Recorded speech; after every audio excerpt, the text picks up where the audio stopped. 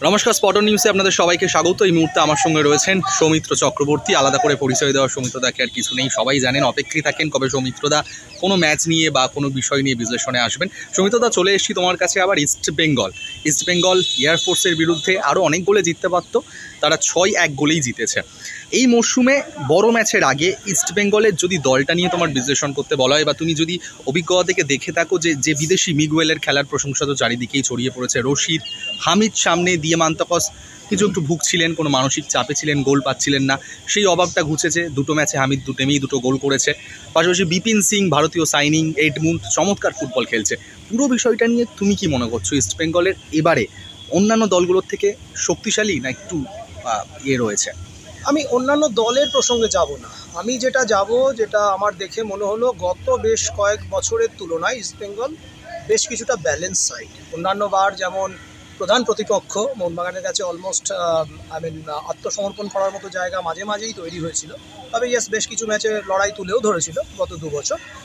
তার মধ্যে সুপার কাপও ছিল কলিঙ্গতে, সেখানে মোহনবাগানকে হারিয়েছিল। বাট এবছর ইস্টবেঙ্গল টিমটার ব্যালেন্সটা একটু বেটার লাগছে, middle third to attacking third. প্রথমে বলি পজিটিভ দিকগুলো।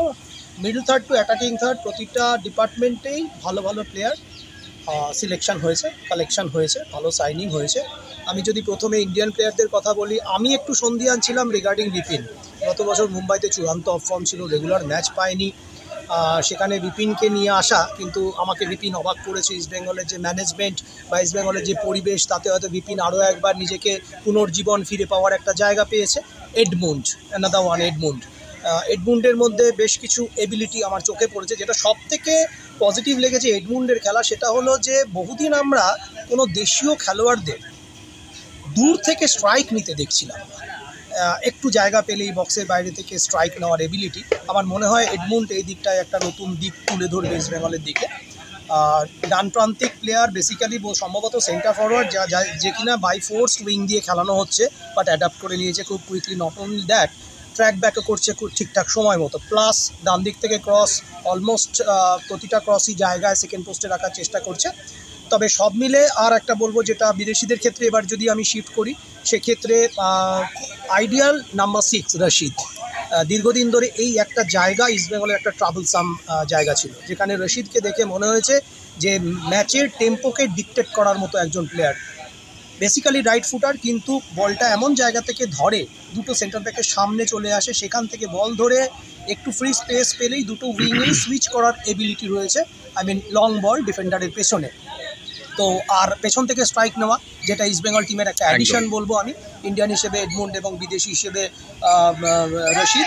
মিগেলের কথা আলাদা করে বলার কিছু নেই, প্রথম দর্শনেই কিন্তু নজর কেড়েছে। আর একটু ফিটনেস যদি পেয়ে যায়, তাহলে আমার মনে হয় যে কোনো টিমের জন্য, বিপক্ষের জন্য ত্রাসের সঞ্চার ঘটাবে। বল অনেকক্ষণ রাখতে পারে এবং বাপাটা অনবদ্য এমন একটা জায়গায় রাখে যেখানে অপোজিশন সম্ভবত বলটাকে ঠিকমতো ট্র্যাক করতে পারে না, যে কারণেও ইজিলি ভেতর দিয়ে 2-3 জনে ভেতর দিয়েই চলে যায়।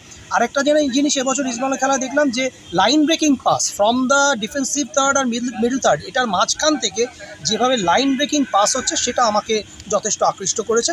কিন্তু আর ডিফেন্সে বেঁচে রইল স্ট্রাইকার, অনেকটা আমার উইলিস প্লাজার মতো লাগছে। মানে দেখতে একেবারেই উইলিস প্লাজা, আমার মনে হচ্ছিল যেন carbon copy of Willis plaza. এবং উইলিস প্লাজা যেমন অ্যাহেড বল পছন্দ করে, হামিদও সেরকম অ্যাহেড বল পছন্দ করে। উইং থেকে ক্রস এখনও অবধি হেড করে গোল করেছে, বাট কিছু গোল কিন্তু মিসও করেছে। এর আগের ম্যাচটায় যেটা ডান পায়ে ভলি, ওখান থেকে একজন বিদেশি প্লেয়ার কেন, যে কোনো প্লেয়ার গোল করবে এই আশা সকলে রাখে, কিন্তু সেটা বারের উপর দিয়ে যায়, ভালো কানেকশান পায়নি। তবে with the ball comfort level কতটা, সেটা এখনও পরীক্ষিত নয়। যেটা দেখে আমার মনে হয় যে এমন একজন স্ট্রাইকার যে কিনা ডায়াগোনাল রান করতে পছন্দ করে এবং অ্যাহেড বল পেতে পছন্দ করে, যা স্পিডটা মারাত্মক। গতকালই ফার্স্ট গোলটা করার পরে একটা অ্যাহেড বল পেয়েছিল, যেটা গোলকিপারের মাথার ওপর দিয়ে অলমোস্ট স্কুপ করে দিয়েছিল। সেটা সেই অর্থে পাওয়ার ছিল না বলে বলটা ডিফেন্ডার বিপদমুক্ত করার সময় পেয়েছিল। আদারওয়াইজ রইল বাকি সিবলি। অ্যাজ এ ডিফেন্ডার এখনও কিন্তু টেস্টেড নয়, কারণ ইস্টবেঙ্গল যে কটা ম্যাচ খেলেছে কঠিন প্রতিপক্ষর সম্মুখীন কিন্তু সেই অর্থে হয়নি, সুতরাং ডিফেন্স এখনও টেস্টেড নয়। তবে আপাতভাবে যেটা মনে হয়েছে, বলের সঙ্গে কমফোর্ট লেভেল ভালো।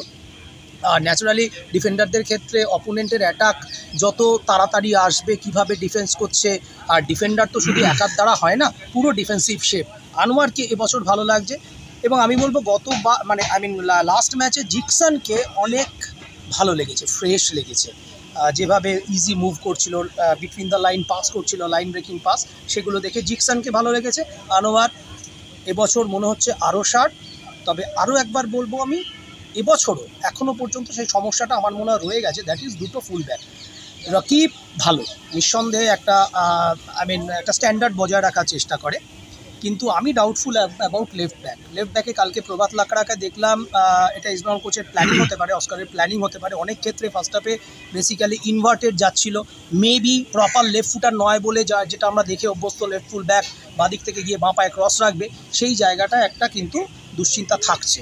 অর্থাৎ দুটো সাইড ব্যাক ছাড়া বাকি central of the pitch East Bengal টিমকে কিন্তু আমার অন্তত অন্যান্য বছরের তুলনায় অনেকটা ব্যালেন্স লেগেছে। চান্সেস ক্রিয়েট হবে। ডিয়াম্যান্টাকোস এখনও সেই জায়গায় আসেনি, অনেকটা লে অফ ছিল, গত বছর ইনজুরি ছিল, খেলেনি অনেক ম্যাচ। সব মিলে ইস্টবেঙ্গলকে এবছর কিন্তু অন্যান্য বারের তুলনায় অনেক ব্যালেন্স লেগেছে।